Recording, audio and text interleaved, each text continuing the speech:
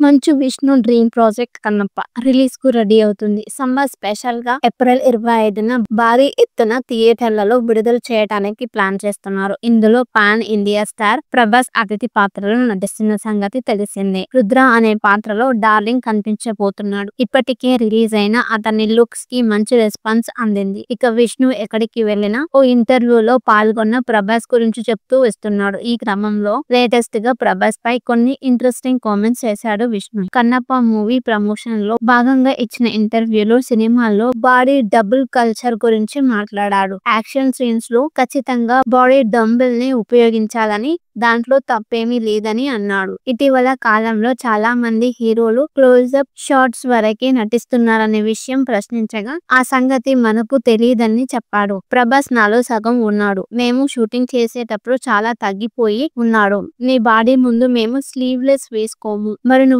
ఎక్కువ పెంచేశావు. అంత బాడీని ఇప్పుడు మేము పెట్టుకోలేము అని నాతో అన్నాడు అని విష్ణు తెలిపాడు. ఒకరికొకరు బాడీ ఒకలా ఉంటుందని నటన చూసి జనాలు యాక్సెప్ట్ చేస్తారు, కానీ బాడీ ఉంది కదా అని సూపర్ స్టార్ ని చేయరని అన్నాడు. ప్రభాస్ సినిమాలో నటించినందుకు రూపాయి కూడా తీసుకోలేదు. డబ్బులు ఇస్తామని అంటే నాన్నకి ఫోన్ చేసి విష్ణుని చంపేస్తాను అని అన్నారు. మోహన్ లాల్ కూడా ఏమీ తీసుకోకుండానే సినిమాలో నటించాడు. న్యూజిలాండ్ లో 5 రోజులు షూటింగ్ ఉంటుందని చెప్తే ఒక్క మాట కూడా అడగకుండా ఓకే అన్నాడు. వెంటనే ఆయన కాళ్ళు పట్టుకొని థ్యాంక్స్ చెప్పాను. మోహన్ లాల్ వంటి మహానటుడి ముందు నిలబడి యాక్ట్ చేసే ఛాన్స్ నాకొచ్చింది. మా నాన్నతో పాటుగా నాగార్జున, బ్రహ్మానందం, కోట శ్రీనివాస్ లాంటి లెజెండరీ యాక్టర్స్ తో కలిసి నటించే అవకాశం రావటం నా అదృష్టంగా భావిస్తున్నాను అని విష్ణు అన్నారు. కన్నప్ప సినిమాకి సంబంధించిన ట్రేజర్, పాటలు 5 భాషల్లో రిలీజ్ చేస్తాం. హిందీలో 1% నెగిటివిటీ కనిపించింది. తమిళం, మలయాళం, కన్నడ భాషల్లో అసలు నెగిటివిటీ లేదు. కానీ 15-20% నెగిటివిటీ తెలుగు నుంచి వచ్చింది.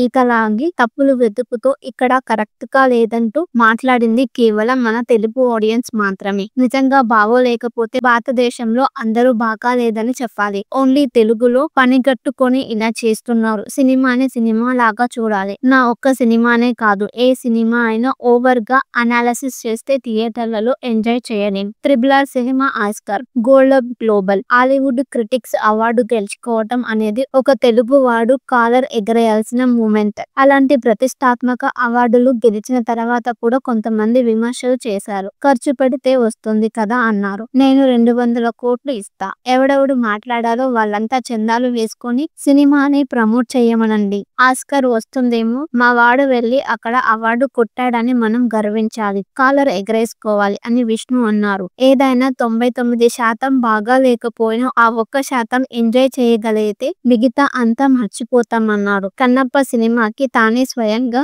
కథ, స్క్రీన్ ప్లే రాసుకున్నానని చెప్పిన విష్ణు తన సినిమాల ఫ్లాప్స్ కి తానే బాధ్యుడినని అన్నాడు. కన్నప్పతో నటుడిగా తనకు రెస్పెక్ట్ వస్తుందని చెప్పుకొచ్చాడు.